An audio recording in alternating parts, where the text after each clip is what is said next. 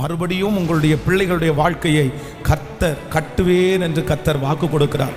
மறுபடியும் கர்த்தர் உங்களுடைய பிஸ்னஸில் கர்த்தர் ஒரு பெரிய மாற்றத்தை கர்த்தர் தருவார். மறுபடியும் ஆண்டவர் உங்களுடைய குடும்பங்களை கர்த்தர் கட்டுவார். எந்தெந்த இடத்திலே உடைந்து போய் நம்பிக்கையற்று எல்லா சூழ்நிலைகளும் எதிராக இருக்கிறதோ ஆண்டவர் இந்த மாதம் வாக்கு கொடுக்கிறார். யூதா வம்சத்தாரில் தப்பி மீந்திருக்கிறவர்கள் மறுபடியும் கீழே வேர் பற்றி மேலே கனி கொடுப்பார்கள். இது கர்த்தரின் பார்வைக்கு அற்ப காரியம். உங்களுடைய கண்களுக்கு முன்பாக, உங்களை சுற்றி இருக்கிறவருடைய கண்களுக்கு முன்பாக ஒருவேளை அது மறுபடியும் அது கட்டப்படுவதற்கு வாய்ப்பே இல்லை என்கிற ஒரு சூழ்நிலையிலே தள்ளப்பட்டிருக்கலாம். அவ்வளோதான், இத்தனை நாள் முயற்சி எடுத்து எங்கே நடந்துச்சு, இனி நடக்க போகிறது இல்லை, அது இனி நடக்காது என்கிற அளவிற்கு 99% உங்களுடைய மனதில் நீங்கள் நினைக்கலாம். வேற ஒரு ஆப்ஷனை நீங்கள் தேடலாம். சரி, இதையே நான் எத்தனை நாள் நினைச்சிட்டு இருக்க முடியும், அடுத்து ஏதாவது வாய்ப்பு இருக்குதா அப்படின்னு உங்களுடைய இருதயம் ஒருவேளை யோசிக்கலாம். ஆனால் ஆண்டவர் இன்றைக்கு இந்த மாதம் உங்களுக்கு வாக்கு கொடுக்கிறார். இல்லை, நீ பயப்பட வேண்டாம், மறுபடியும் அதே காரியத்தை கர்த்தர் தன்னுடைய கையிலே எடுக்க போகிறார். கர்த்தர் இந்த வாக்குத்தத்த வசனத்திலே இந்த மறுபடியும் என்கிற அந்த வார்த்தையை கர்த்தர் நம்முடைய இருதயத்திலே கர்த்தர் தெளிவாக கர்த்தர் வைத்தார். மீண்டும் என்னுடைய வாழ்க்கை துளிர்க்குமா, மீண்டும் நான் நல்ல நிலைமைக்கு வருவேனா, மீண்டும் எனக்கு வருவதற்கு சாத்தியம் இருக்குதா, இந்த சூழ்நிலைகள் எல்லாம் மாற்றப்படுமா அப்படின்ற ஒரு கேள்விக்குறியோடு இருக்கிற ஒவ்வொரு பிள்ளைகளுக்கும் ஆண்டவர் இந்த மாதம் கொடுக்கிற ஒரு நல்ல வாக்குத்தத்தம், நான் உன்னை மறுபடியும் கீழே வேர் பற்றி மேலே கனி கொடுக்க செய்வேன். ஆமென். ஆண்டவர் பல இடங்களிலே இஸ்ரவேல் ஜனங்களையும் யூதா ஜனங்களையும் ஆண்டவர் மரத்திற்கு ஒப்புமையாய் கர்த்தர் சொல்லுகிறார். உன்னை பிடுங்கி போட்டாங்க, உன்னை தூர இடத்துல நட்டாங்க, நீ பட்டு போன ஒரு மரமாய் மாறிவிட்டாய். பொதுவாக உலகத்திலே மரங்கள் அப்படின்னு சொல்லும்போது அது ரொம்ப பாதுகாப்பாக நாங்கள் வைக்கணும்.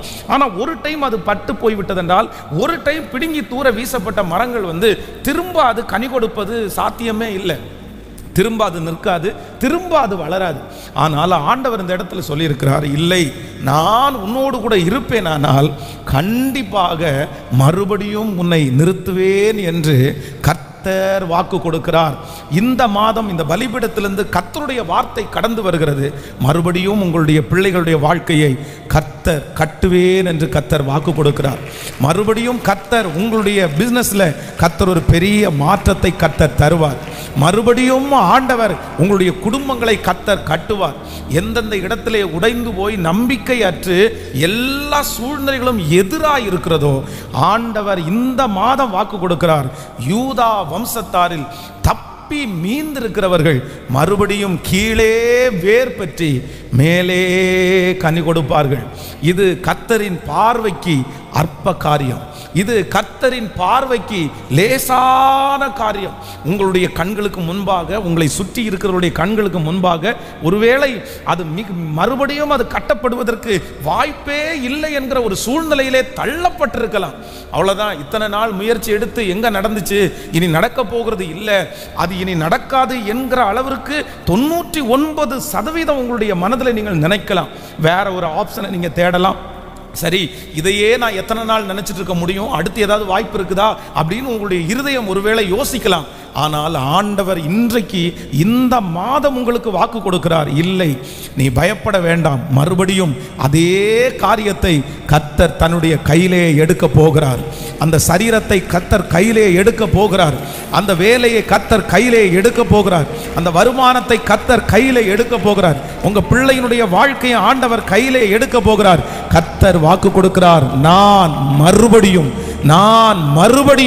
அதை நான் செய்வேன். மறுபடியும் உங்களுடைய வீட்டிலே ஆடல் பாடல் சத்தம் கேட்கும், மறுபடியும் களிப்பின் சத்தம் கேட்கும், மறுபடியும் சந்தோஷ சத்தம் கேட்கும், மறுபடியும் குழந்தை சத்தம் கேட்கும், மறுபடியும் திருமண காரியங்கள் ஒழுங்குபடுத்தப்படும், மறுபடியும் ஆண்டவரை ஆராதிக்கிற அந்த சத்தம் கேட்கப்படும், மறுபடியும் உன் தலை மறுபடியும் நிமிர பண்ணுகிற கர்த்தர், மறுபடியும் சிறைச்சாலையிலிருந்து கர்த்தர் உங்களை வெளியே கொண்டு வர போகிறார்.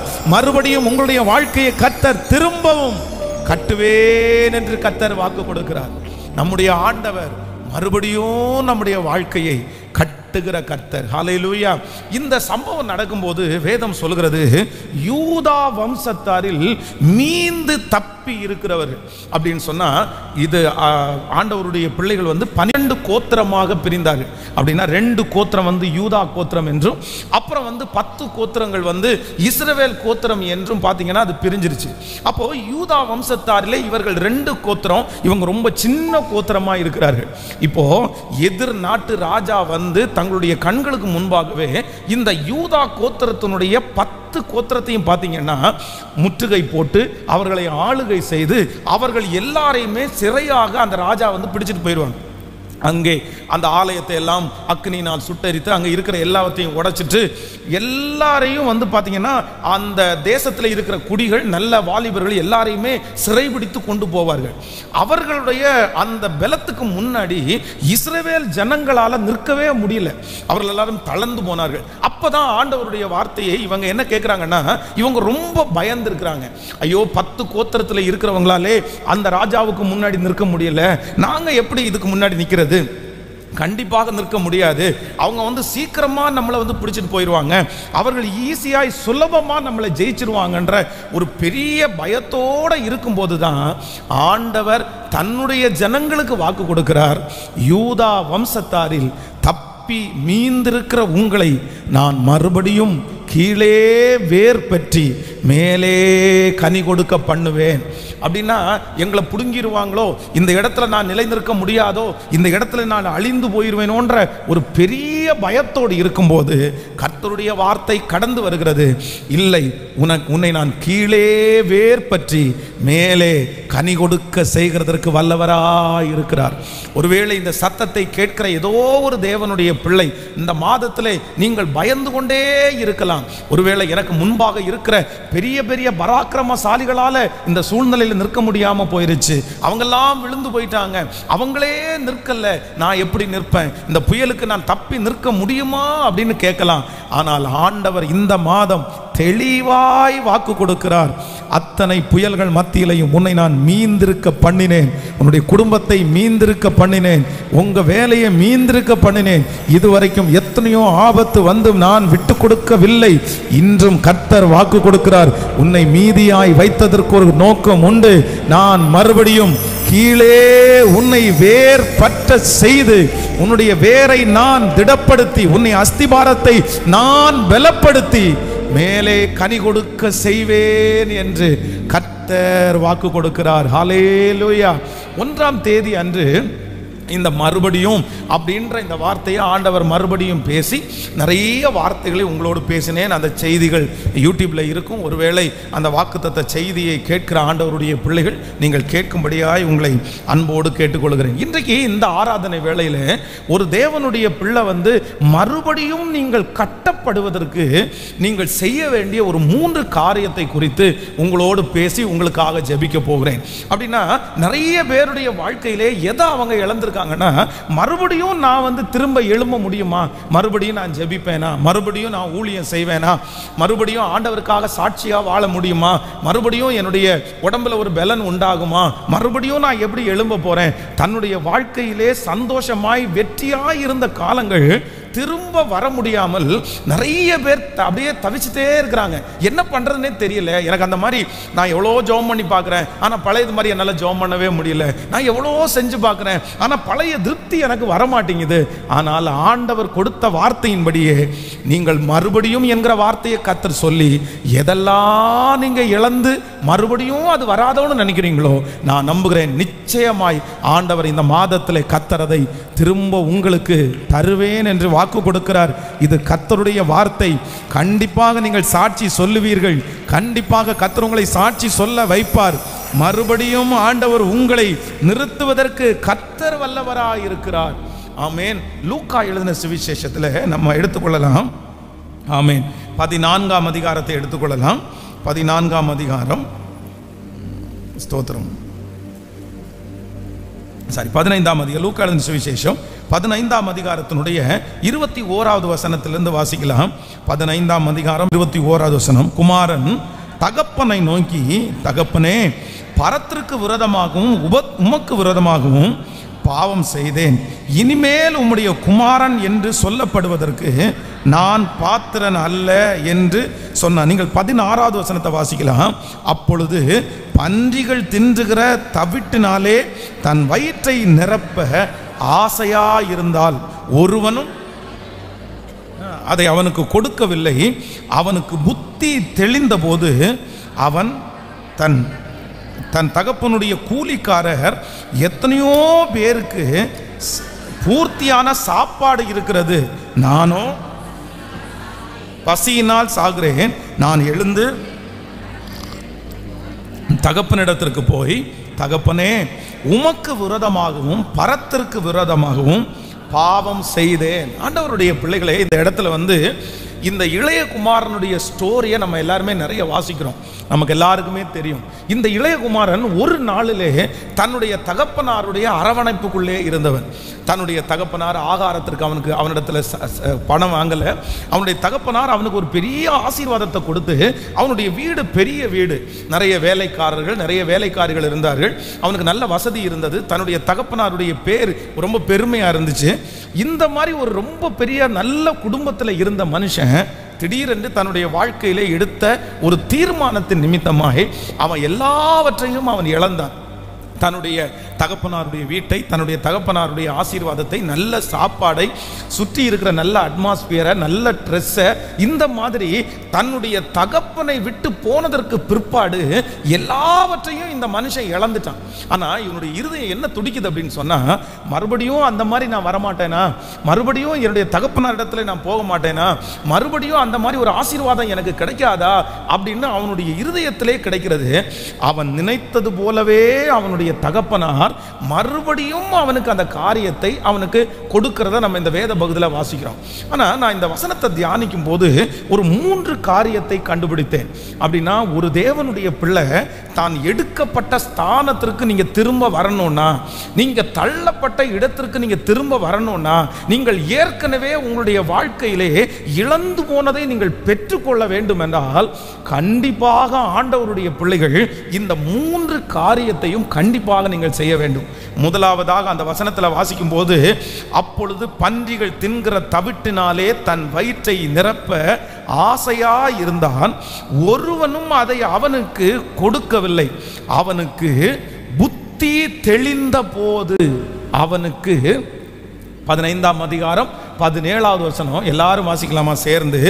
அவனுக்கு புத்தி தெளிந்த போது, எல்லாரும் சொல்லுங்கள், அவனுக்கு புத்தி தெளிந்த போது, சத்தமா சொல்லுங்க பார்க்கலாம். அவனுக்கு புத்தி தெளிந்த போது. அப்போ ஆண்டவருடைய பிள்ளைகளே, நம்பர் 1, இதுவரையிலையும் அவனுடைய வாழ்க்கையில எதுவுமே அவனுக்கு தெரியல. ஆனா இப்ப என்ன நடக்குது அப்படின்னு சொன்னா, பண்டியினுடைய தவிட்டை தின்றதுக்கு ஆசையா இருக்கிறான். அதை யாருமே அவனுக்கு கொடுக்கலையாமா. இப்ப என்ன நடக்குது அப்படின்னு சொன்னா, அவனுடைய புத்தி என்ன பண்ணுதாமா, தெளியுது. அப்போ ஒரு தேவனுடைய பிள்ளையினுடைய வாழ்க்கையிலே நீங்கள் இழந்து போன ஆசீர்வாதத்தை மறுபடியும் நீங்கள் பெற்றுக்கொள்ளணும்னா, உங்களுக்கும் எனக்கும் இருக்க வேண்டிய முதல் குணம் என்ன அப்படின்னா, நம்முடைய புத்தி என்ன பண்ணணும் அப்படின்னா, தெளியணும்.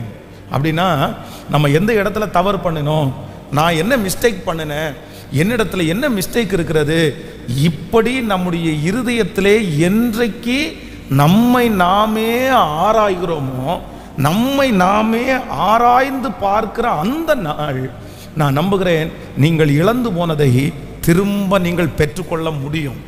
தன்னுடைய ஒரு மனுஷனுடைய வாழ்க்கையில நான் எங்க விழுந்தேன், நான் எப்படி விழுந்தேன், என்ன விழப்பண்ணினது யாரு, நான் இந்த இடத்திற்கு வர்றதற்கு காரணம் என்ன, இந்த இடத்துக்கு நான் எப்படி வந்தேன் அப்படின்றத நீங்கள் என்றைக்கு அந்த உணர்வுள்ள ஒரு இருதயம் உங்களுக்கு வருகிறதோ, நான் நம்புகிறேன் அன்றைக்கே ஆண்டவர் உங்களை என்ன எடுக்க போறார் அப்படின்னா, கர்த்தர் தூக்கி எடுக்க போகிறார். எத்தனை பேர் ஆமோதிக்கிறீர்கள்? கர்த்தரிடத்துல நம்ம என்ன கேட்கணும் அப்படின்னு சொன்னா, எனக்கு ஒரு உணர்வை தாங்க ஆண்டவரே, எனக்கு ஒரு உணர்வை தாங்க. என்ன உணர்வை தாங்க அப்படின்னு சொன்னா, நான் இந்த இடத்துல நிறைய பேர் என்ன சொல்லுவாங்க அப்படின்னா, நான் விழுந்துட்டேன், என் குடும்பத்தில் ஒரு பிரச்சனை வந்துருச்சு, என் பிசினஸ்ல இப்படி ஒரு நஷ்டம் வந்துருச்சு. ஆனால் ஒன்று நினைத்துக் கொள்ளுங்கள், அதற்கு இன்னொருத்தரை குற்றப்படுத்தலாம், இவங்க தான் காரணம்னு சொல்லலாம், இந்த சூழ்நிலை தான் காரணம்னு சொல்லலாம், இப்படி நடந்துச்சுன்னு ஆயிரக்கணக்கான ஆன்சர் உங்களிடத்துல இருக்கலாம். ஆனால் உண்மையாய் ஒரு தேவனுடைய பிள்ளை நீங்க மறுபடியும் நீங்கள் கட்டப்படணும்னா நீங்க என்ன ஆராயணும் அப்படின்னு சொன்னா, ஆண்டவரே இந்த இடத்துக்கு நான் எதற்கு வந்தேன் அப்படின்ற ஒரு உணர்வுள்ள ஒரு இருதயத்தை எனக்கு நீர் தருவீராக.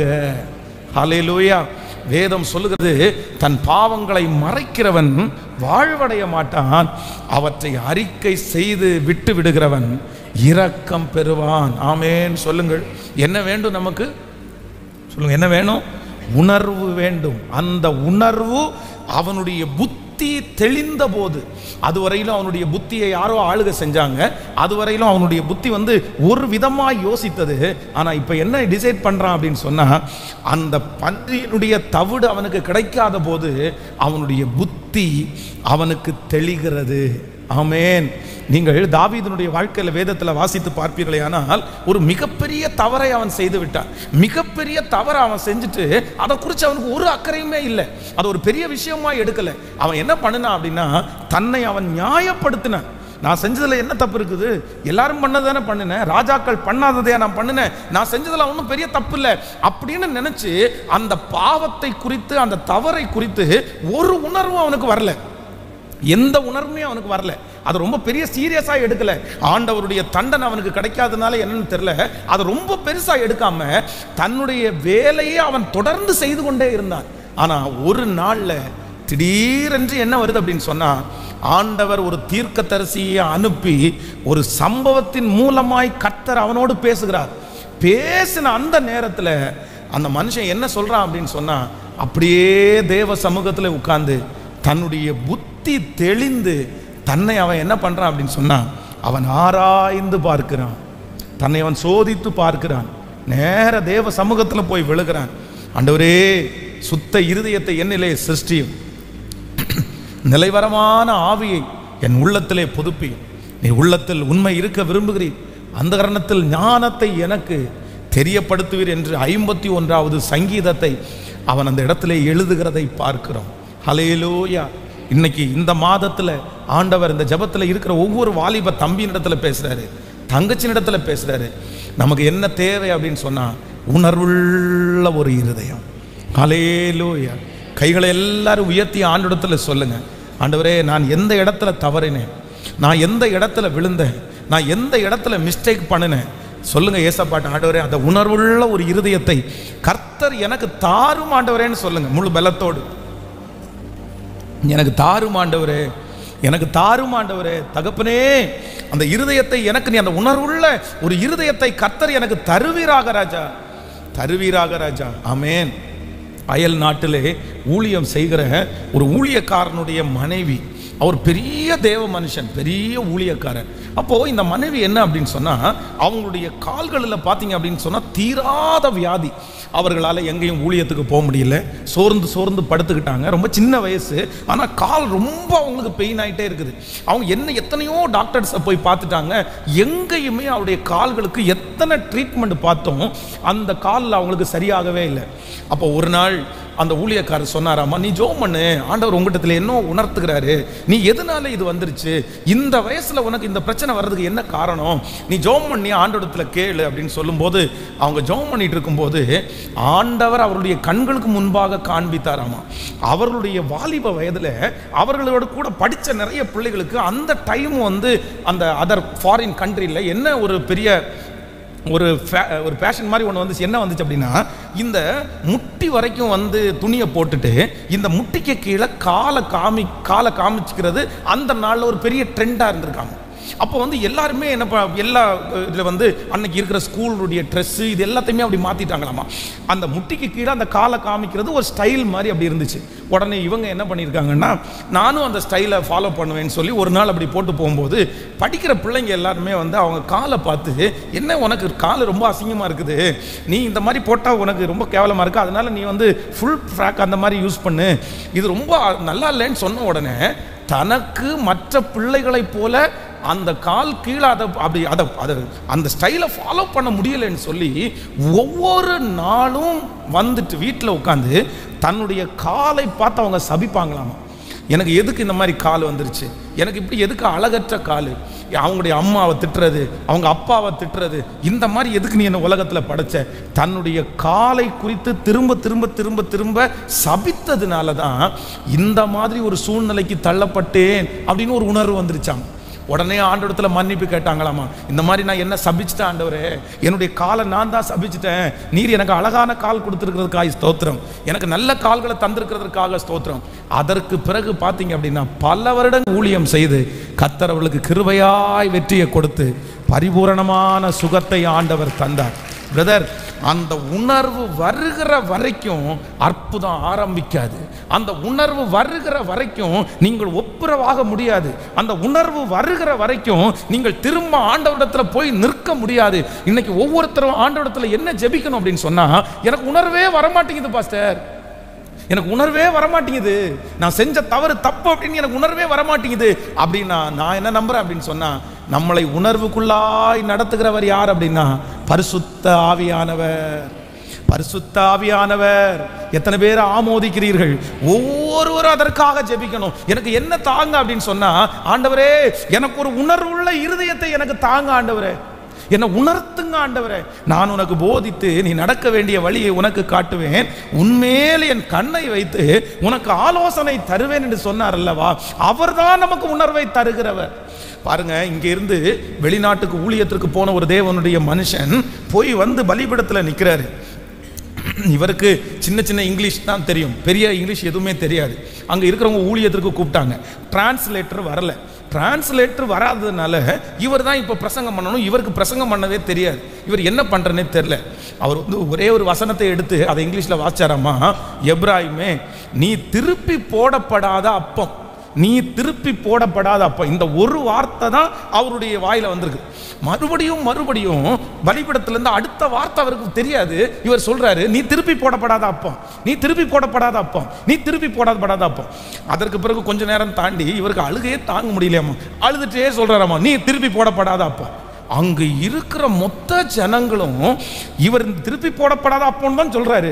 ஆனா ஜனங்களுக்குள்ள ஒரு உணர்வு வந்திருக்குது, ஐயோ நம்ம திருப்பி போடப்படலைன்னா நம்ம என்ன ஆயிடுவோம், நம்ம கருகிடுவோம், நம்முடைய வாழ்க்கை ஒன்றும் இல்லாமல் போயிடும், நம்ம நிறைய பாவம் செஞ்சிட்டோம், நம்ம ஒரு டைம் நல்லா ஒரு பக்கத்தில் நல்லவங்களா இருக்கிறோம், இன்னொரு பக்கத்தில் நம்ம ரொம்ப மோசமானவங்களா இருக்கோம்னு சொல்லி ஆவியானவரே அவர்களுக்குள்ள இந்த உணர்வை கொடுத்து முழு திருச்சபையும் ஓன்னு அழுது, ஆண்டவரே எங்க பாவத்தை எல்லாம் மன்னிங்கன்னு ஆண்டு ஒப்பு கொடுத்தாங்களாமா. இவருக்கு என்ன நடக்குதுன்னே புரியலையாமா. இவர் பிரசங்கம் பண்ணது 1 மணி நேரம் கிடையாது, இவர் பிரசங்கம் பண்ணது 100 வசனம் இல்லாத ஒரே ஒரு வசனம், நீ திருப்பி போடப்படாத அப்பம், நீ திருப்பி போடப்படாத அப்பம். அப்போ நம்முடைய ஆண்டவர் யார் அப்படின்னு சொன்னா, நமக்கு உணர்வுள்ள இருதயத்தை கொடுக்கிறவர். உணர்வு அப்படின்ற ஒன்று உங்களுக்கு வந்துச்சுன்னா உங்க வாழ்க்கை டோட்டலா மாறிடும். உணர்வுன்ற ஒன்று உங்களுக்கு வந்துச்சுன்னா உங்க குடும்பம் திரும்ப கட்டப்படும். உணர்வுன்ற ஒன்று உங்க பிள்ளைக்கு வந்துருச்சுன்னா அவன் போகிற வழியை விட்டு மனம் திரும்ப வந்து விடுவான். எல்லாரும் கேட்க வேண்டியது ஒன்று, நான் மறுபடியும் கட்டப்படுவதற்கு எனக்கு என்ன இருதயத்தை தாங்க அப்படின்னு சொன்னா, எனக்கு உணர்வுள்ள ஒரு இருதயம். எல்லாரும் கைகளை உயர்த்தி சொல்லுங்க, எல்லாரும் ஆண்டவரிடத்தில் கேளுங்க, ஆண்டவரே அந்த காரியத்தை குறித்து நான் நிரூபிக்க நான் விரும்பல.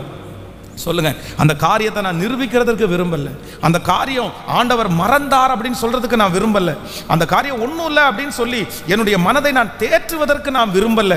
சொல்லுங்க, அநேக சாக்கு போக்குகளை சத்ரு உங்களுக்கு கொடுத்து ஒருவேளை உங்களை அப்படி நடத்தினாலும் கைகளை உயர்த்தி ஒவ்வொருத்தரும் சொல்லுங்க பார்க்கலாம், தகப்பனே எனக்கு ஒரு உணர்வுள்ள இருதயம். கேளுங்க, கேட்க கேட்க ஆண்டவர் அதை செய்கிறதற்கு கர்த்தர் வல்லவராக இருக்கிறார். சொல்லுங்கள், தகப்பனே அந்த உணர்வுள்ள இருதயத்தை கர்த்தர் எனக்கு தருவீராக, தருவீராக, தருவீராக. நான் நானாகவே வந்திருக்கிறே.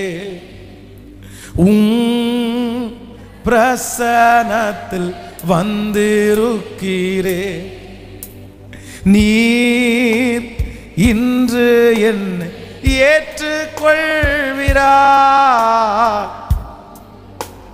ராஜ்யத்தில் சேர்த்து கொள்வீரார். எல்லாரும் சொல்லுவோம், நானாகவே வந்திருக்கிறேன். எல்லாரும் பிரசனத்தில் வந்து நிற்கிறேன். நீர் இன்று என் ஏற்றுக்கொள்வீரார். ராஜ்யம் சேர்த்து கொள்வீரார். முடிஞ்சவங்க கைகளை வைத்து யோசேப்பை போல் நான் ஒழுங்கில்லையே. நோவாவை போல் நீதிமானும் இல்லையே.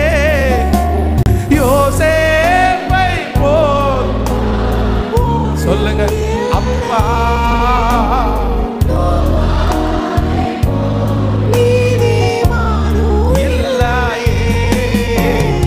ஆபிரகாமை போல் விசுவாசி இல்லையே.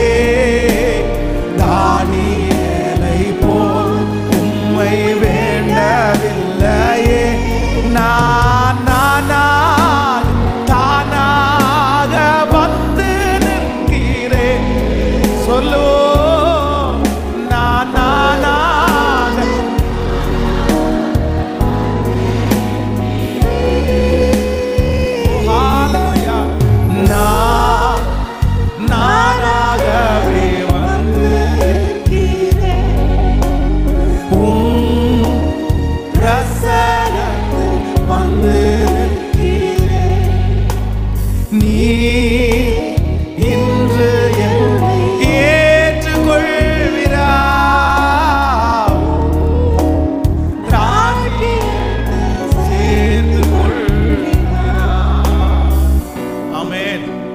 நிறைய வாலிப தம்பிகள் தங்கச்சிகளை வருஷம் ஆயிரக்கணக்கான வாலிப தம்பி தங்கச்சிகளை நான் சந்திக்கிறேன்.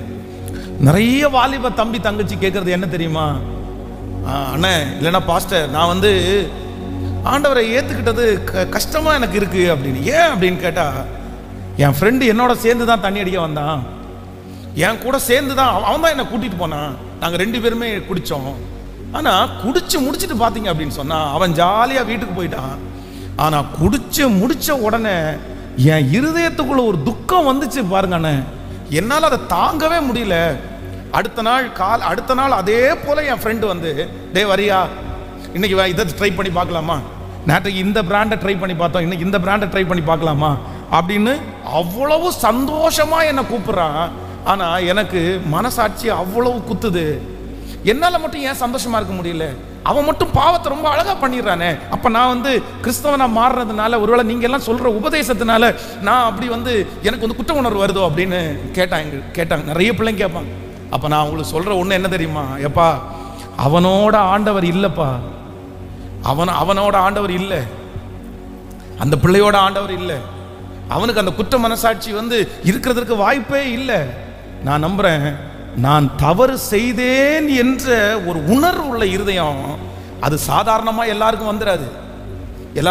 பாருங்க, இன்னைக்கு ஜெயில அப்படிப்பட்ட உணர்வு வந்து ஒரு டைம் தண்டனை கொடுத்த உடனே அவனுக்கு உணர்வு வருது அப்படின்னா, இன்னைக்கு போலீஸ் ஸ்டேஷனே இருக்காது இல்ல, இன்னைக்கு ஜெயிலே இருக்காது இல்ல, எல்லாரும் மறந்து திரும்பிப்பாங்கல்ல. ஒரு மனுஷனுக்கு தண்டனை கிடைக்கிறதுனால உணர்வு வந்துடாது. நீங்க நிறைய பேர் தண்டிக்கப்படுகிறீர்கள். நம்ம செய்கிற தவறுனால நம்ம நிறைய பேர் தண்டிக்கப்படுறோம். இவ்வளவு தண்டனையை அனுபவிச்சோம், நமக்கு நிறைய பேருக்கு என்ன வரல? சத்தமா சொல்லுங்களேன், உணர்வு வரல. என்ன நினைச்சிருக்கோம் தெரியுமா? நான் பிடிச்ச முயலுக்கு தான் 3 கால் அப்படின்னு நினைச்சிட்டு இருக்கோம். இல்ல, அது ஏனோ வந்துச்சு. இல்ல, இன்றைக்கு இந்த ஃபர்ஸ்ட் சர்வீஸ்ல நான் நம்புறேன், கர்த்தர் மறுபடியும் உங்களை கட்ட போகிறார். கர்த்தர் மறுபடியும் உங்களை உயர்த்த போகிறார். கர்த்தர் மறுபடியும் உங்களை அலங்கரிக்க போகிறார். இந்த மாதம் கர்த்தர் கொடுத்த வாக்குத்தத்தம் நடக்கும். நான் நம்புறேன், இந்த வருஷம் முடிகிறதுக்குள்ள இந்த நன்மையை நீங்க பார்ப்பீங்க. நீங்க மறுபடியும் கர்த்தர் உங்க குடும்பத்தை கட்டுவது கர்த்தர். இதுல எந்த மாற்றமுமே இல்லை. நீங்க 100% விசுவாசிங்க. அவர் வாக்கு கொடுக்கிறாரு, நீ மீதி இருக்கிற ஜனம்தான், ஆனா உன்னை நான் திரும்ப மறுபடியும் உன்னை கட்டுவிப்பேன், நீ கட்டப்படுவாய். அவருக்கு அது லேசான காரியம், அவருக்கு அது லேசான காரியம். ஆனா நம்ம இன்னைக்கு கெஞ்ச வேண்டியது என்ன அப்படின்னு சொன்னா, ஆண்டவரே என்னிடத்துல இருக்கிற உணர்வுள்ள இருதயத்தை மட்டும் நீங்க என்ன பண்ணாதீங்க சொல்லுங்களேன். என்னை விட்டு எடுத்து போடாதீங்க ஆண்டவரே, என்னை விட்டு எடுத்து போடாதீங்க. நான் ஜெபம் பண்ணலைன்னா என்ன கேளுங்க ஆண்டவரே, நான் பைபிள் வாசிக்கலைன்னா என்ன கேளுங்க ஆண்டவரே, நான் கோவப்பட்டா என்ன நீங்க கேளுங்க ஆண்டவரே. இந்த உலகத்திலே மிகப்பெரிய ஆசீர்வாதம் என்ன அப்படின்னு சொன்னா, ஆண்டவர் நாம் செய்கிற தவறுக்கு உடனே நம்மளை தண்டிக்கிறது நமக்கு கிடைச்ச பெரிய ஆசீர்வாதம். வேதம் சொல்லுகிறது, கர்த்தர் தாம் நேசிக்கிற புத்திரனை கடிந்து கொண்டு அவர் சிட்சிக்கிறார். தாம் நேசிக்கிற புத்திரனை கடிந்து கொண்டு சிட்சிக்கிறார். ஒரு ஹல்லேலூயா சொல்லுங்க பார்க்கலாம், சத்தமா ஒரு ஹல்லேலூயா சொல்லுங்க. அப்ப எல்லாரும் ஆண்டவரத்துல கேட்க போறோம். இன்னைக்கு ஃபர்ஸ்ட் டைம் எல்லாருமே ஆண்டவரத்துல கேளுங்க. நீங்க திரும்பி எழும்பணும்னா, திரும்பி நிற்கணும்னா என்ன வேணும் உங்களுக்கு? மறுபடியும் ஆண்டவர் உங்களை கட்டணும்னா என்ன வேணும் உங்களுக்கு? என்ன ஆண்டவரே, எனக்கு ஒரு உணர்வுள்ள ஒரு இருதயம். நான் இந்த இடத்துக்கு வர்றதற்கு காரணம் என்ன? எனக்கு ஒரு உணர்வுள்ள இருதயம். பாருங்க, ஆண்டவர் வந்து அந்த கப்பல்ல ஏறி மீனை பிடிச்ச உடனே தேவனுடைய மனுஷன் என்ன சொல்றானா, ஆண்டவரே நீர் என்னை விட்டு சொல்லுங்க, நீர் என்னை விட்டு போக வேண்டும்.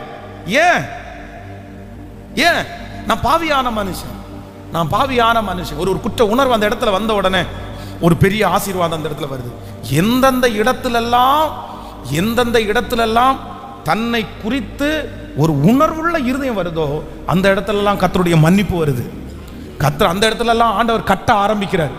பேதுரு பாருங்க, 3 தரம் மறுதலிச்சுட்டு போய் தேவாலயத்தில் நின்று, ஐயோ அந்த சேவல் கூவுன உடனே அவனுக்கு என்ன வருது? கேட்கல.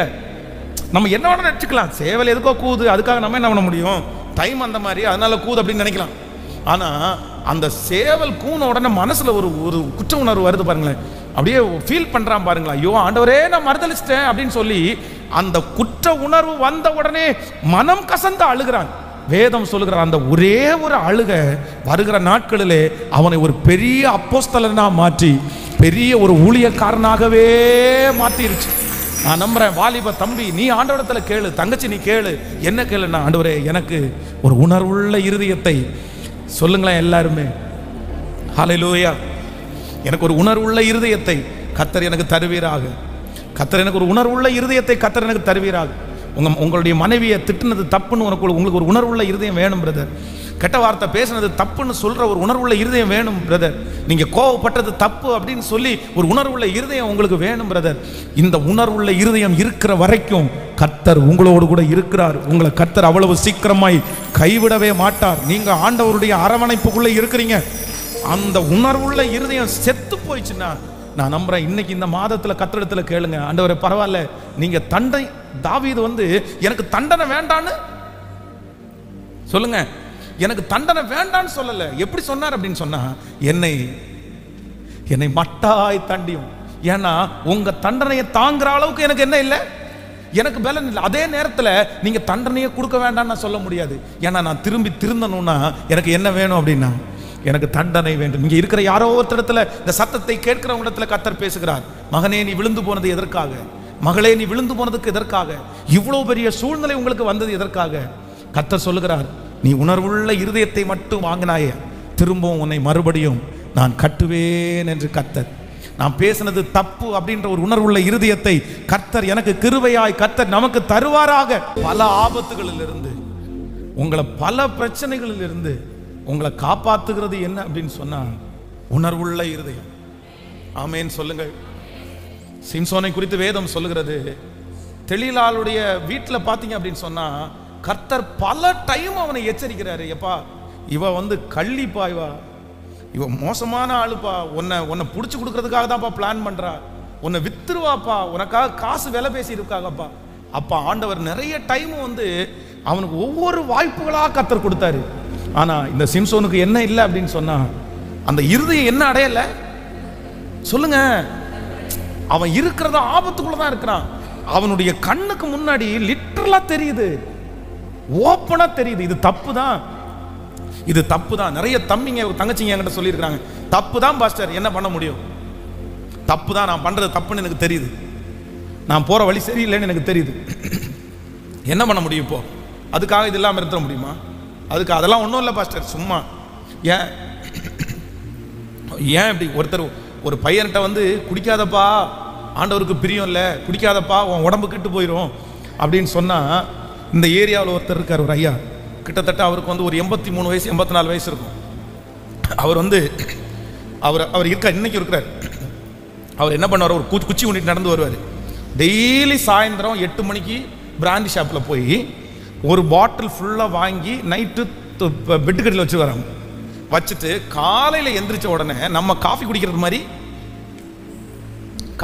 மாதிரி அந்த அந்த சாராயத்தை ஓப்பன் பண்ணி அவர் குடிச்சிருவார். அவருடைய காலையில் டீயே தான். அது ரெகுலராக எத்தனை வருஷமா அப்படின்னு சொன்னால் 35 வருஷமா பண்ணிட்டு இருக்கிறாரு. 35 வருஷமா டெய்லி. அவன் நீ குடிக்காதரா, உன் உடம்பு கெட்டு போயிருந்தா அப்படின்னு சொன்னா என்ன சொல்றான் தெரியுமா? பாஸ்டர் நீங்க என்னமோ சொல்லிட்டு இருக்கிறீங்க, அவன் பாருங்க இத்தனை வயசாச்சு, டெய்லி அவர் காஃபி குடிக்கிற மாதிரி என்ன குடிக்கிறாரு, அவர் உடம்பு கெட்டு போல 83 வயசு உயிரோட இருந்திருக்காரு, நமக்கு ஒரு 75 வயசு இருந்தா போதுன்றான். அப்போ இதெல்லாம் எதனால அப்படின்னு சொன்னா, என்ன இருதயம் இல்லை? சத்தமா சொல்லுங்க. நம்ம செய்கிறது தப்பு அப்படின்னு அந்த இருதயத்துக்கு என்ன பண்ணலைன்னா, எடுக்கிற மது பாட்டில், அந்த பாட்டிலில் வந்து குடியுங்கள் அப்பொழுது உங்களுக்கு புத்துணர்ச்சி கிடைக்கும் அப்படின்னு எழுதி இருக்குது. சொல்லுங்க. அந்த அந்த பாட்டிலையே என்ன பிரிண்ட் பண்ணியிருக்காங்கன்னா, குடியை கெடுக்கும், குடி வந்து உடல் நலத்திற்கு கேடு அப்படின்னு எழுதி இருக்குது எங்க பாட்டில். ஆனா அதை ஓபன் பண்ணி குடிக்கிறான். எழுதி இருக்குது, முன்னறிவிக்கப்பட்டிருக்கிறது, இது தப்புன்னு சொல்லி இருக்குது. தப்புன்னே தெரிஞ்சு ஆனா அந்த உணர்வு இல்லை. மனைவியை திட்டுறது, இந்த மாதிரி நடத்துக்கிறது தப்பு, கணவனார் இப்படி நடத்துக்கிறது தப்புன்னு தெரியுது. ஆனா அப்போ எல்லாருக்கும் தேவையான ஒன்று, நீங்கள் விழுந்து போன இடத்துல மறுபடியும் கட்டப்படணும்னா, திரும்பி ரிட்டன் நீங்க வரணும்னா, உங்களுக்கு என்ன இருதயத்தை கத்த தரணும்னா, நான் சொல்றேன், இன்னைக்கு இந்த மாதம் முழுதும் ஆண்டவர் உங்களோட பேசுவாரு. நீங்க என்ன தப்பு பண்ணீங்கன்னு கர்த்தர் சொல்லுவாரு. நீ எங்க பண்ணன என்ன பண்ணேன்னு சொல்லுவார். உடனே ஒன்றுனா உணர்த்துங்க ஆண்டவரே, எனக்கு சொல்லித்தாங்க ஆண்டவரே, எங்கெங்க மன்னிப்பு கேட்கணுமோ அங்கங்க நான் மன்னிப்பு கேட்பேன், எங்கெல்லாம் நான் போய் ஒப்புரவாகணுமோ அங்கெல்லாம் ஒப்புரவாகுவேன். நீங்க ஒன்னொன்னா செஞ்சுட்டே வாங்க. இந்த வருஷம் முடிகிறதுக்குள்ள மறுபடியும் கர்த்தர் உங்களை கட்டி இருக்கிறதை நிச்சயமாய் நீங்கள் பார்ப்பீர்கள். ஹல்லேலூயா, ஹல்லேலூயா. 50 வருஷத்துக்கு முன்னாடி இலங்கை தேசத்துல ஒரு சின்ன குழந்தையா ஊரை விட்டு ஓடி வரணும்னு சொல்லி பக்கத்து வீட்டில் இருக்கிற மாமியார், அவங்க சொந்தக்கார அம்மா வந்து கொஞ்சம் நகையை கையில் கொடுத்து, இந்த நகையை கொண்டு போய் அந்த வீட்டில் கொடுத்துட்டு வான்னு சொன்ன அந்த நேரத்தில் அந்த நகையை எடுத்து சுருட்டிட்டு இலங்கையை விட்டு ஒரே ஓட்டமாக ஓடி பல ஊர்களில் போய் தங்கி திரும்ப ஆண்டவரை ஏற்றுக்கொண்டு ரட்சிக்கப்பட்ட அந்த மனுஷன் 50 இயர்ஸ் 50 வருடம் தாண்டி இன்னைக்கு அந்த இவங்க நகை திருடிட்டு வந்த அந்த அம்மா இறந்துட்டாங்க. அவங்க பிள்ளைங்க 4 பேர் இருக்காங்க. அந்த 4 பிள்ளைகளுக்கும் ஆளுக்கு 2 லட்சம் ரூபாய் வச்சு இன்னைக்கு கொண்டு போய் இலங்கையிலே கொடுத்துட்டு வந்திருக்கிறாரு. ஹலோ, இவர் பணத்தை திருடிட்டு வந்த அந்த அம்மா இறந்துட்டாங்க. ஆனா மனசாட்சியில் என்ன அப்படின்னு சொன்னா, ஆண்டவர் வந்து ஒரு உணர்வுள்ள இருதயத்தை கொடுக்குறாரு. என்னதான் இருந்தாலும் நீ அன்னைக்கு நீ வந்து திருடிட்டு வந்துட்டல, தப்பு இல்லப்பா, இல்லை ஆண்டவரே அதுக்கு மன்னிப்பு கேட்டாலுமே வந்து நான் திரும்ப அந்த பணத்தை செலுத்தணும்னு சொல்லி அந்த அம்மாவுடைய பிள்ளைங்க, உயிரோடு இருக்கிற பிள்ளைகளுக்கு ஒவ்வொருத்தருக்கும் 2 லட்சம் ரூபாய் கொண்டு போய் கொடுத்துட்டு எல்லாருக்காகவும் ஜெபம் பண்ணிட்டு, உங்க அம்மாவுக்கு நான் செஞ்சது தவறுப்பா, மன்னிப்பு கேட்குறேன் அப்படின்னு சொல்லிட்டு பணத்தை கொடுத்துட்டு திரும்பி வந்திருக்கிறாரு. எவ்வளோ பெரிய விஷயம். இப்படிப்பட்ட தேவனுடைய பிள்ளைகளையும் கர்த்தர் நமக்கு முன்னாடி வைக்க தான் செய்கிறாரு. ஆமென். ஆனால் நம்ம நிறைய பேர் பார்த்தீங்கன்னா, இன்னொருத்தர்கிட்ட கடன் வாங்கிட்டு ஃபோனே எடுத்து ஆன்சர் பண்ணாதவங்க. எப்படி ஒரு உணர்வு இல்லை. அவன் காசை நம்ம கை நீட்டி வாங்கும்போது அவ்வளோ சந்தோஷமா பல்ல இழிச்சிட்டே வாங்கினோமே, நம்ம கொடுக்கும்போது அவ்வளோ சந்தோஷமா கொடுக்கணும். அந்த உணர்வு வேண்டாம், எந்த உணர்வுமே இருக்காது. இன்னொருத்தருடைய பணமாச்சே, அது நம்ம வீட்டில் இருக்கக்கூடாதுன்ற அந்த உணர்வு வேண்டாம், அந்த உணர்வே இல்லை. ஐயோ ரொம்ப கஷ்டம்.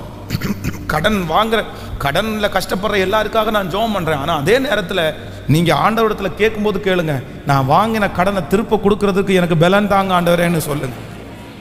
நீங்கள் உங்களை நம்பி ஒருத்தர் கடன் கொடுத்துருங்கிறாங்கன்னா அவங்கள ரிஜெக்ட் பண்ணாதீங்க, அவங்கள சபிக்காதீங்க, அவங்கள வந்து மனசை நோகடிக்காதீங்க, அவங்க ஃபோன் கால் அட்டன் பண்ணாமல் இருக்காதீங்க, அவங்களுக்கு கொடுத்த வாக்குறுதிகளை மீறாதீங்க. உங்களுக்கு சொத்து இருக்குதா, உங்களுக்கு ஆசீர்வாதம் இருக்குதா, நீங்கள் வாங்கின கடத்துக்காக அதை அடைச்சாவது நம்ம கொடுத்துருவோம், அவ்வளோதான். அதுக்கு மேலே பேச்சே கிடையாது. ஏன் அப்படின்னு சொன்னால் அதுதான் உண்மையான நியாயம், அதுதான் உண்மையான ஆண்டவருடைய பிள்ளைகள். ஹல்லேலூயா. இன்னைக்கு எல்லாருமே நீங்கள் ஜெபிப்பீங்கன்னு நினைக்கிறேன். ஃபஸ்ட்டு இன்னைக்கு இந்த மாதம் முழுவதும் கர்த்தர் எனக்கு என்ன தரணும்னா, இப்போ ஆண்டவர் பேசுகிறாரா, இந்த சர்ச்சில் இருக்கும்போதே ஒரு சிலர்கிட்ட கர்த்தர் உணர்வு கொடுக்குறாரா, நீ இந்த மாதிரி உன் மனைவிட்ட பேசுனது தப்புப்பா, நீ இந்த மாதிரி உன் மாப்பிள்ளைகிட்ட பேசுனது தப்புப்பா, நீ இந்த மாதிரி பக்கத்து வீட்டில் பேசுனது தப்புப்பா. ஆண்டவர் சொல்கிறாரா, இந்த ஆராதனை முடிஞ்ச உடனே ஒரு நல்ல தேவனுடைய பிள்ளையானா அவங்க ஏற்றுக்கிறாங்களோ ஏற்றுக்கலையோ, அவங்க ரிஜெக்ட் பண்ணுறாங்க, அதை குறித்து எந்த இதுவும் வேண்டாம். நீங்கள் போய் அந்த இடத்துல நில்லுங்க, அந்த இடத்துல சமாதானத்தை பேசுங்க. நான் நம்புகிறேன் கர்த்தர் வாக்கு கொடுக்குறார், உன்னை அடியில் வேர் பற்றி மேலே கனி கொடுக்க கர்த்தர் உதவி செய்கிறார். கர்த்தர் மறுபடியும் உங்களை கட்டுவார். இது கர்த்தருடைய வார்த்தை இல்ல. மறுபடியும் அந்த குடும்பம் கட்டப்படும். இந்த மாதம் தேவன் கொடுத்த வாக்குத்தத்தம் கண்டிப்பாய் நிறைவேறும். ஹல்லேலூயா. கைகளை அசைத்து ஒரு ஹல்லேலூயா சொல்லலாம். இன்னொரு வசனத்தை கூட வாசித்து நம்ம ஜெபித்து நம்ம கடந்து போக போறோம். ரெண்டாவது நம்பர் 2, அந்த லூக்கா எழுதின சுவிசேஷத்தில் 15ஆம் அதிகாரத்தில் வாங்க பார்க்கலாமே. 15ஆம் அதிகாரத்தினுடைய 16வது வசனத்திலிருந்து வாசிக்கலாம். அப்பொழுது பன்றிகள் தின்கிற தவிட்டினால் தன் வயிற்றை நிரப்ப ஆசையா இருந்தான். ஒருவனும் அதை அவனுக்கு அவன் புத்தி தெளிந்த போது அவன் தன் தகப்பனுடைய கூலிக்காரர் எத்தனையோ பேருக்கு பூர்த்தியான சாப்பாடு இருக்கிறது, நானோ பசியினால் சாகிறேன், நான் எழுந்து என் தகப்பனாரிடத்திற்கு போய், தகப்பனே பரத்திற்கு விரதமாகவும் உமக்கு விரதமாகவும் பாவம் செய்தேன். கவனிங்க, ஆண்டவருடைய பிள்ளை அப்படின்னா அவனுடைய சொந்த சகோதரன் சொல்லுகிறான், மறுபடியும் எதுக்கு அவனுக்கு அந்த வாய்ப்பை கொடுத்தீங்க, மறுபடியும் எதுக்கு இவனுக்கு கொளுத்த கன்று அடிக்கிறீங்க, வேண்டாம். அவன் போனவன், அவன் முடிஞ்சவன், அவன் வேசிகள் இடத்துல ஆஸ்தியை அழித்து போட்டான், அவனை நீங்க கன்சிடர் பண்ற வேண்டிய அவசியமே இல்லையே, நீங்க எப்படி செஞ்சீங்க அப்படின்னு சொல்லும்போது அந்த தகப்பனார் அந்த இளைய குமாரனை மறுபடியும் கட்டுறதற்கு ரெண்டாவது இருந்த ஒரு பெரிய ஆசீர்வாதம் என்ன அப்படின்னு சொன்னா, நான் எழுந்து என் தகப்பனாரிடத்திற்கு போய், நான் எங்க போவேன், சத்தமா சொல்லுங்க. குற்றம் செஞ்சிட்டாரு, தன்னுடைய தகப்பனாரிடத்திலிருந்து பணத்தை வாங்கிட்டாரு, நான் திரும்பி வரமாட்டேன்னு சொல்லிட்டாரு, நான் திரும்பி வரமாட்டேன், என்னுடைய எல்லாத்தையும் கொடுங்க, இனி செத்தா கூட வரமாட்டேன் அப்படின்னு சொல்லிட்டு வாங்கிட்டு போயிட்டாரு. இப்ப வாங்கிட்டு போய் இந்த இளையகுமாரன் எல்லாத்தையுமே இழந்துட்டான், எல்லாமே அவனை விட்டு போயிருச்சு. இப்போ தன்னுடைய வீடை நினைச்சு பார்க்கும்போது தன்னுடைய வேலைக்காரங்க வேலையே செய்யாம நிறைய பேர் சாப்பிட்டு இருக்காங்க. ஆனா இவனுக்கு இங்க என்ன கஷ்டம் அப்படின்னு சொன்னா, பன்றியினுடைய தவிடு கூட தின்றதுக்கு என்ன இல்லை, வழி இல்லாத ஒரு நிலைமை. ஆனாலும் ஒரு என்ன இவனை தடுக்குது அப்படின்னு சொன்னா, நான் எப்படி எங்க அப்பாட்ட போய் நான் எப்படி நிற்பேன், எங்க அண்ணன் கிட்ட போய் நான் எப்படி நிற்பேன், நான் நிற்க முடியாது. ஏன் அப்படின்னு சொன்னா, எங்க அப்பா என்ன ரிஜெக்ட் பண்ணிட்டாருன்னா, எங்க அண்ணன் என்ன ரொம்ப வருத்தப்படுத்திட்டாருன்னா, இப்படியே பல நாட்கள் வந்து நான் தன்னுடைய தகப்பனாரிடத்திற்கு போகாம அவனை என்ன பண்ணிச்சுன்னா தடுத்து நிறுத்திடுச்சு. இனி எங்க அப்பாவை ஏற்றுக்கொள்வாரா, இனி எங்க அப்பா என்ன பயன்படுத்துவாரா, குற்ற உணர்வு அவனுக்குள்ள வந்துருச்சு, நம்ம தப்பு பண்றோன்ற உணர்வு அவனுக்குள்ள வந்துருச்சு, நம்ம பண்றது மிஸ்டேக் தான் அப்படின்னு வந்துருச்சு. ஆனா திரும்ப எங்க போய் நிற்கலன்னா, இது வரைக்கும் தன் தகப்பனாரிடத்திற்கு போய் நிற்கக்கூடிய ஒரு எண்ணம் அவனுக்குள்ள வரல. ஆனா the first time இப்போ ஒரு தீர்மானம் எடுக்கிறான்.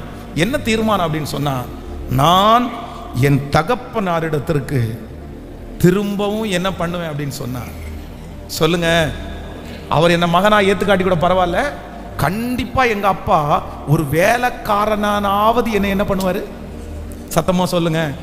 ஏன்னா எனக்கு தெரியும் எங்க அப்பா நிறைய பேரை எங்க எடுத்துக்காருன்னா வேலைக்கு எடுத்துருக்கிறாரு. நான் ஒரு தீர்மானம் எடுக்கிறேன், நான் தப்பு பண்ணது உண்மை, நான் திரும்ப வந்தது உண்மை, ஆனால் நான் என்ன பண்ணுவேன்னா திரும்பி போய் என் தகப்பனாரிடத்திற்கு நிற்பேன். பிரதர் சிஸ்டர், குற்ற உணர்வு மனசுல இருந்து எந்த பிரயோஜனமும் இல்லை, தப்பு பண்ணிட்டேன் என்ற வருத்தம் இருந்து எந்த பிரயோஜனமுமே இல்லை, கண்டிப்பா எந்த பிரயோஜனமே இல்லை. நான் பண்றது தப்போ அப்படின்னு நினைச்சு எந்த பிரயோஜனமும் இல்லை. நீங்க குற்ற மனசாட்சி, தப்பு பண்ணிட்டோன்ற உணர்வு எங்க ஃபுல்ஃபில் ஆகும் அப்படின்னு சொன்னா, நீங்க எப்போ எழுந்து கர்த்தரிடத்துல போகிறீங்களோ, இல்லை எப்போ எழுந்து அந்த மனுஷனிடத்துல போறீங்களோ, அப்பதான் உங்களுக்கு என்ன உண்டாகும் என்றால், மறுபடியும் நீங்கள் கட்டப்பட, சொல்லுங்க சத்தமா, கேட்கல, வாழ்ந்திருக்கலாமோ அப்படின்னு தோணும். அதான் ஒரு கணவனாரை விட்டு வெளியூருக்கு வந்துட்டாங்க. தன்னுடைய கணவனாருடைய பிரச்சனை தாங்க முடியல, ரொம்ப அடிக்கிறாரு குடிக்கிறாருன்னு சொல்லிட்டு வெளியே வந்துட்டாங்க. வீட்டை விட்டு வெளியே வரும்போது பிள்ளைங்க எல்லாம் 3rd ஸ்டாண்டர்ட் 4th ஸ்டாண்டர்ட் படிக்கிறாங்க. அவங்களே பிள்ளைகளை வளர்த்துனாங்க. வேலைக்கு போய் எல்லாத்தையும் சம்பாரித்து பிள்ளைகளை காலேஜ் முடிக்க வச்சுட்டாங்க. இப்போ பிள்ளைக்கு என்ன ஆகுது அப்படின்னு சொன்னால் கல்யாண வயசு வருது. இப்போ மூத்தவனுக்கு அவனுக்கும் பையனுக்கும் கல்யாணம் பார்க்கணும், பொண்ணுக்கும் கல்யாணம் பார்க்கணும். இப்போது கல்யாணம் பார்க்கும்போது ஒவ்வொரு இடத்துல போகும்போதும் பொண்ணு பார்க்க போகிற இடத்துல அப்பா கேட்கல, பையனுக்கு அப்பா என்ன பண்ணுறாரு அப்படின்னு. அப்பா இறந்து போயிட்டாருன்னா ஒரே வார்த்தையில் என்ன சொல்லலாம்? அப்பா இல்லைங்க, பிள்ளைக்கு அப்பா இறந்து போயிட்டாருங்க. ஸோ அதோட அந்த சாப்டர் முடிஞ்சிருச்சு. இப்போ அப்பா எப்படி இருக்காரு? இப்போ அப்பா உயிரோடு இருக்கிறாருன்னு அவங்கள்ட்ட சொன்னா அடுத்த கொஸ்டின் அவங்க என்ன கேட்பாங்கன்னா, அப்பா உயிரோடு இருந்தா அப்பா கேட்கல, அப்பா எங்க? அடுத்த வார்த்தை அவங்க சொல்லணும், அப்பா விட்டு சண்டை விட்டு புரிஞ்சு நாங்கள் வந்துட்டோம் அப்படின்னு சொல்லி. இப்போ என்ன பண்றது பாஸ்டர்? நான் பண்ணது தப்புன்னு எனக்கு தெரியுது. அவர் தனியாக தான் இருக்கிறாரு. ஆனால் இது வரைக்கும் போகல, 30 வருஷத்துக்கு பத்திரம் ஆச்சு போகல. நான் இனி போய் எப்படி நான் என்ன சொன்னேன் அப்படின்னு சொன்னா அது எதையுமே மனசுல கேட்கல.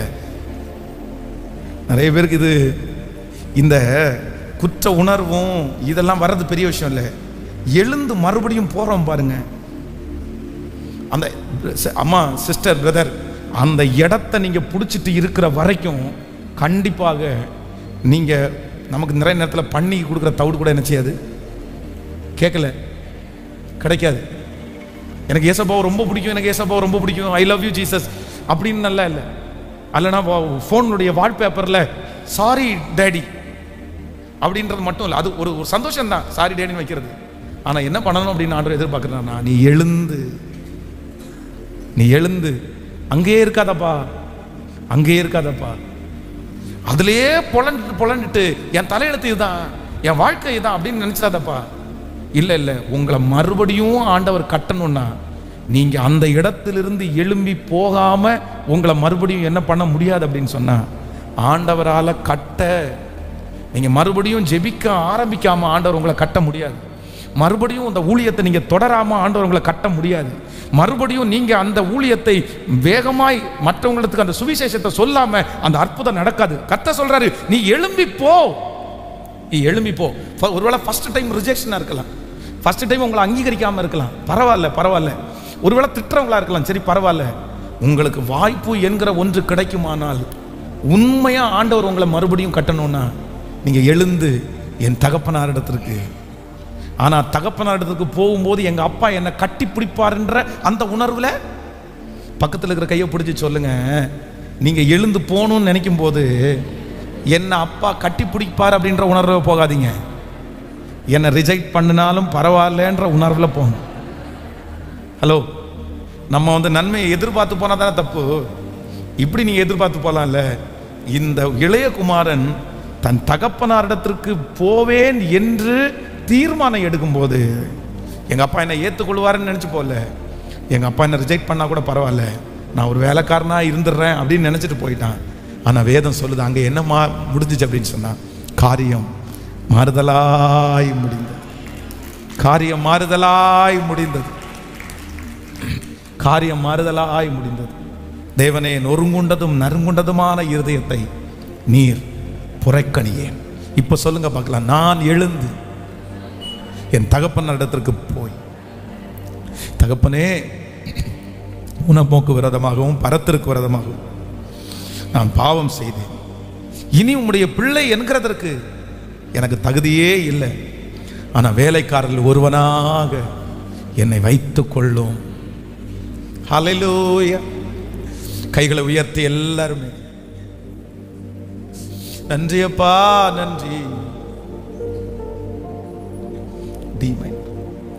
நன்றி ஆண்டவரே, நன்றி அப்பா, நன்றி ஆண்டவரே, நன்றி ஆண்டவரே, நன்றி ஆண்டவரே, நன்றி ஆண்டவரே. என் மேல இவ்வளவு அன்பு நீங்க வச்சதற்காக நன்றி.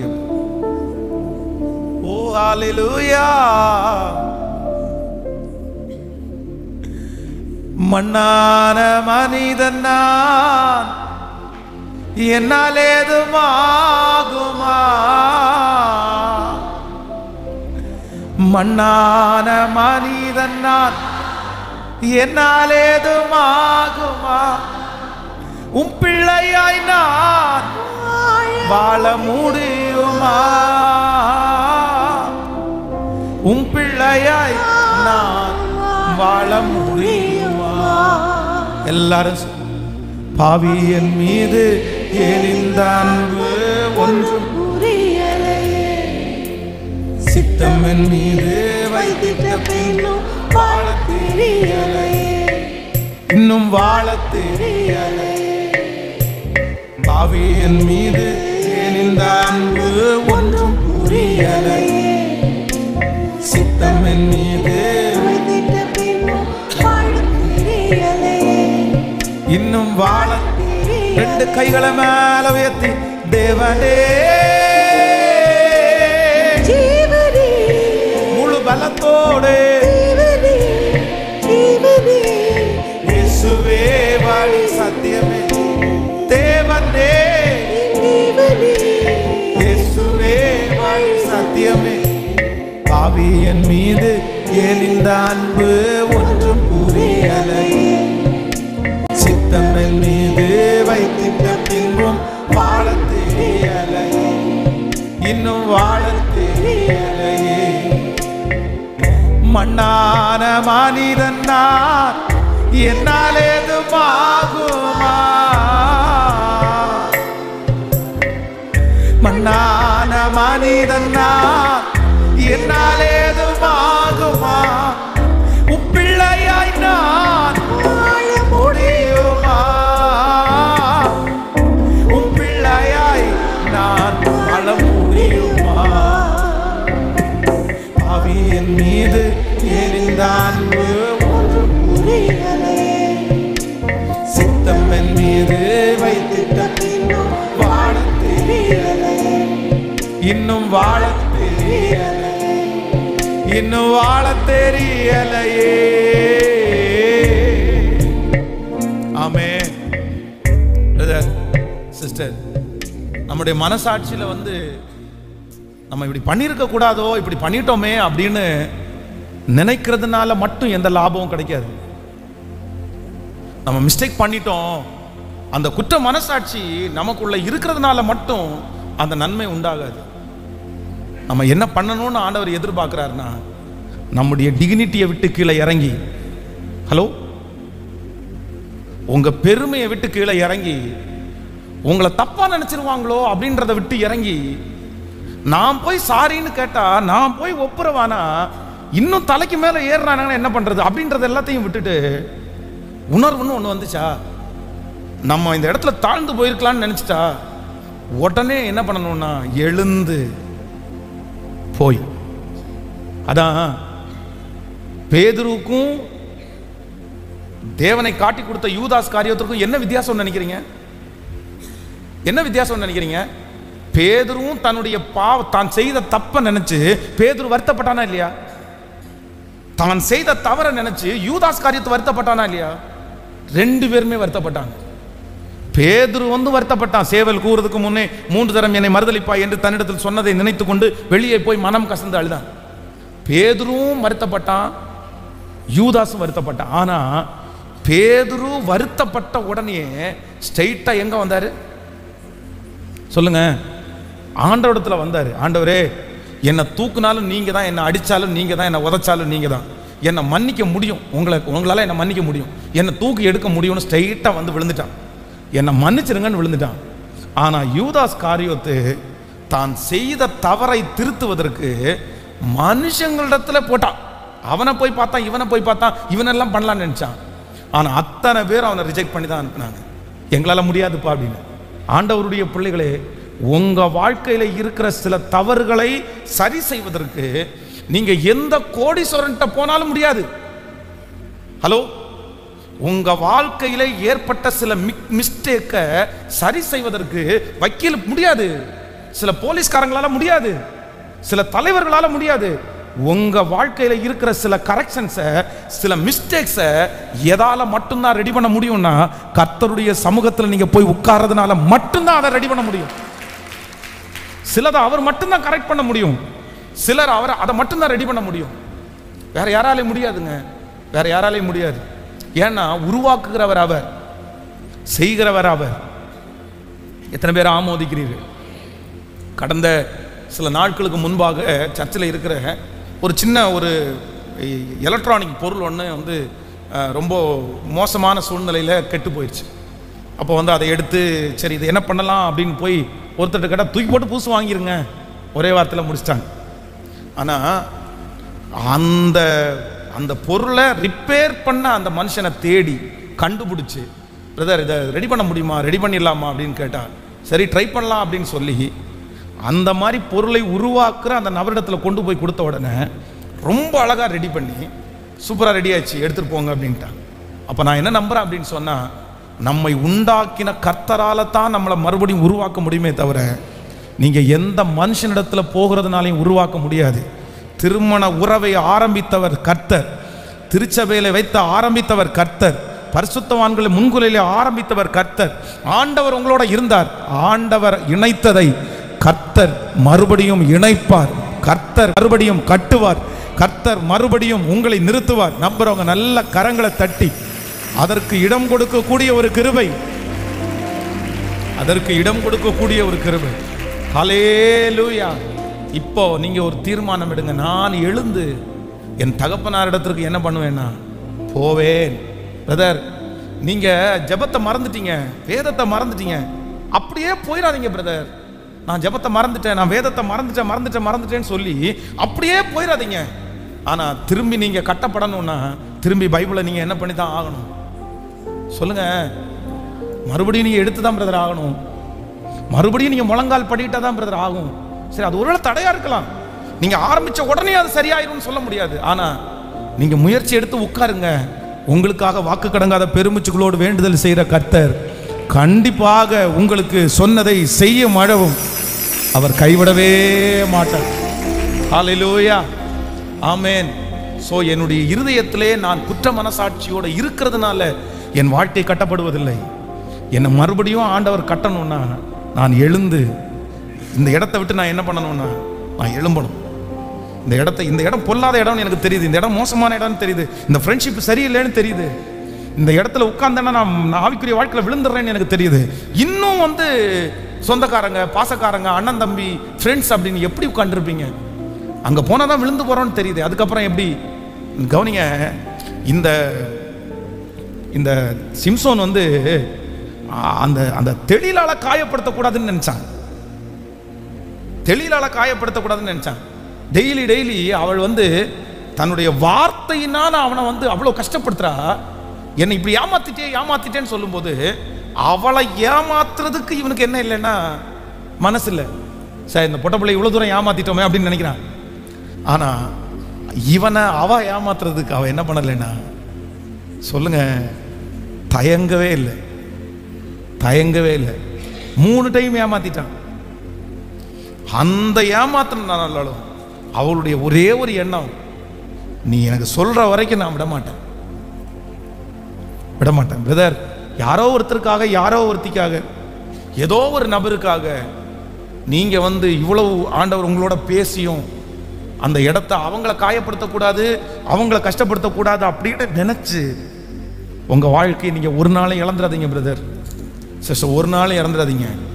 சில நேரத்தில் கர்த்தருக்காக வாழணும்னா சிலரை பகைச்சுதான் சொல்லுங்க, கேட்கல.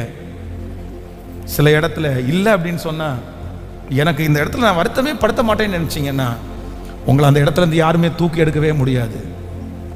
கிறிஸ்துவுக்காக அந்த இடத்துல நம்ம பகைச்சு தான் ஆகணும், கிறிஸ்துவுக்காக அந்த இடத்த விட்டு வந்து தான் ஆகணும்.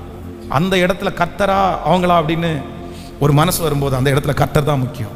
அந்த இடத்துல பரிசுத்தமா அவங்களான்னு சொல்லும்போது பரிசுத்தம் தான் முக்கியம்.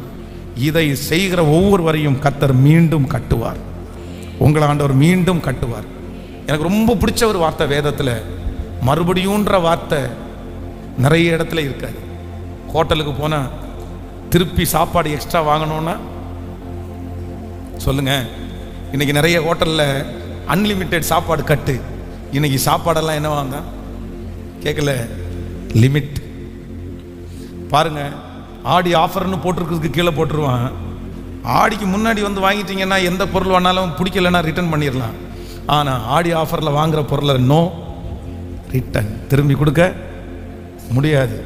மறுபடியும்ன்ற வார்த்தை நிறைய இடத்துல இல்லை, நிறைய இடத்துல இல்லை. ஆனா ஒருத்தர்கிட்ட மட்டும் இருக்குது, ஒருத்தர்கிட்ட மட்டும் இருக்குது, ஒருத்தர் இடத்துல மட்டும் இருக்குது. இந்த சத்தத்தை கேட்கிற யாரோ ஒரு தேவனுடைய பிள்ளை, பிரதர், நீங்க எத்தனையோ இடத்துல போய், சிஸ்டர் எத்தனையோ இடத்துல போய் மறுபடியும் அப்படின்ற அந்த வார்த்தைக்கு உங்க வாழ்க்கையில இடமே இல்லை பிரதர், இடமே இல்லை சிஸ்டர். ஐயா, மறுபடியும்ன்ற வார்த்தை உங்க பிள்ளையினுடைய வாழ்க்கையில செட் ஆகாது, உங்க வேலையில செட் ஆகாது, அதை விட்டுருங்க, அதை விட்டுருங்க, அதை மறுபடியும் எடுக்க முடியாது, அதை மறுபடியும் செய்ய முடியாது அப்படின்னு யாரோ ஒருத்தர் உங்களுக்கு சொல்லி நிறைய இடத்துல இருந்து நீங்க ரிஜெக்ட் பண்ணப்படலாம். மறுபடியும்ன்ற வார்த்தைக்கு என் வாழ்க்கையில வேலையே இல்லை பாஸ்டர், மறுபடியும்ன்ற வார்த்தைக்கு என் வாழ்க்கையில வேலையே இல்லை. ஆனா கர்த்தர் மட்டும் இந்த மாதம் உங்க கையை பிடிச்சு சொல்றார், யூதா வம்சத்தாரில் தப்பி மீந்திருக்கிறவர்களை நான் மறுபடியும் கீழே வேர் பற்றி மேலே கைகளை தட்டி, நல்ல கரங்களை மேலே தட்டி, மறுபடியும் உங்களுக்கு சுகம் உண்டு, மறுபடியும் உங்களுக்கு எதிர்காலம் உண்டு, மறுபடியும் உங்களுக்கு ஊழியம் உண்டு, மறுபடியும் உங்களுக்கு வேலை உண்டு, மறுபடியும் உங்களுக்கு அங்கீகாரம் உண்டு, மறுபடியும் உங்களுக்கு உயர்வு உண்டு. ஹல்லேலூயா. மறுபடியும்ன்ற வார்த்தைக்கு பெரிய சொந்தக்காரர் கர்த்தர் ஒருவர் மட்டுமே.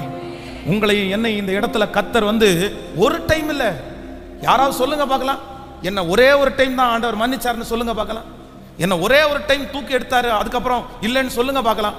இங்க இந்த சத்தத்தை கேட்கிற நம்ம நிறைய பேரு எத்தனை ஆயிரம் டைம்னு கூட தெரியாது, பல ஆயிரம் டைம் கர்த்தர் நம்மளை மன்னிச்சிருக்கிறார், பல ஆயிரம் டைம் கர்த்தர் நம்மளை தூக்கி எடுத்திருக்கிறார், பல ஆயிரம் விசை கர்த்தர் நம்மை தட்டி கொடுத்திருக்கிறார், பல ஆயிரம் தடவை கர்த்தர் நம்மை திடப்படுத்தி இருக்கிறார், பல ஆயிரம் தடவை கர்த்தர் நம்மை மறுபடியும் எழும்ப பண்ணி இருக்கிறார்.